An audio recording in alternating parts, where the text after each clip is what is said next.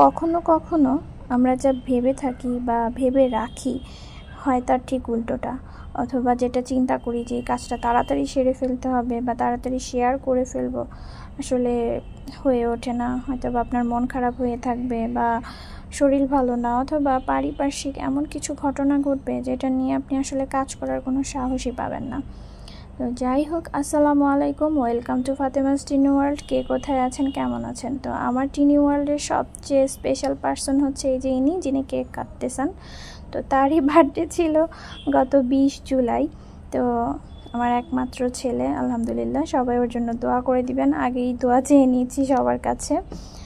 তো 20 জুলাই তার বার্থডেতে সে অনেক এক্সাইটেড ছিল, অনেক মজা করেছে সবার সাথে, ক্লাসের পরে, এবং আসলে সারাদিনই সে খুব এক্সাইটেড ছিল। কি আর বলবো, বাচ্চারা যা করে আর কি।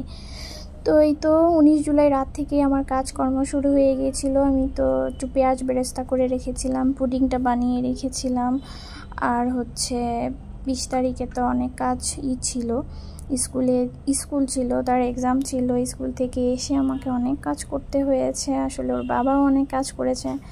আসলে আমাদের আসলে কি বলবো, হাতে হাতে কাজ করার মানুষ খুবই কম, আমরা দুইজন।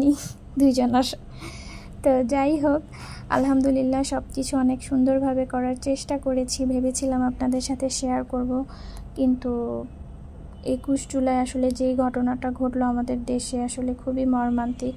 এ নিয়ে আসলে 2-3 দিন আমি আসলে কি বলবো, টিভি, ফেসবুক আসলে কোনো কিছুতেই অ্যাক্টিভ ছিলাম না। দেখার আসলে সাহস পাইনি আর কি, যে আমার ছেলের এই সুন্দর সুন্দর মুহূর্তগুলো শেয়ার করব কি, আমি তো চিন্তাই করতে পারতেছিলাম না। কারণ ওই বাচ্চাগুলোর কথাই এখনও মনে পড়ে। আসলে ভাষায় আসলে প্রকাশ করার মতো না।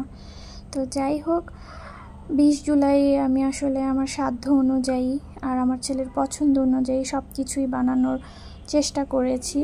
আর হচ্ছে ও আমাকে কেক বানাতে বলেছিল, কিন্তু আসলে আমি একদমই সময় করে উঠতে পারি নাই যে কেক বানাবো। কেক বানানোর জন্য তো একটু সময়ের দরকার, তাই না? তাই তো আমি হচ্ছে একটা ডোনাট বানিয়ে নিয়েছিলাম, তার সাথে বিফ কাবাব, কাচ্চি, ডিম, আরও কি যেন ছিল। তো আলহামদুলিল্লাহ এবার অনেক ভালোভাবে আমরা এটা করতে পেরেছি। হয়তো বা ওর মনের মতো ছিল, ছোট মানুষ তো বলতে পারে না এত কিছু, কিন্তু আমার ছেলে আলহামদুলিল্লাহ অনেক ভালোবাসা পেয়েছে সবার কাছ থেকে, অনেক ভালোবাসা পেয়েছে। এমনিতেও সে সবার অনেক আদরের। তো এই তো তার হচ্ছে সবচেয়ে হ্যাপি মোমেন্ট, তার ভাই বোনকে নিয়ে তো সে কেক কেটেছে। এই কেকটাও তার বড় ভাই এনে দিয়েছে তাকে, মানে আমার বড় আপার ছেলে এনেছে। তারপর হচ্ছে এই কেক 7 দিন পর তার এক চাচু নিয়ে এসেছে, আপনাদের সাথে সেদিন আমি এটা শেয়ার করেছি।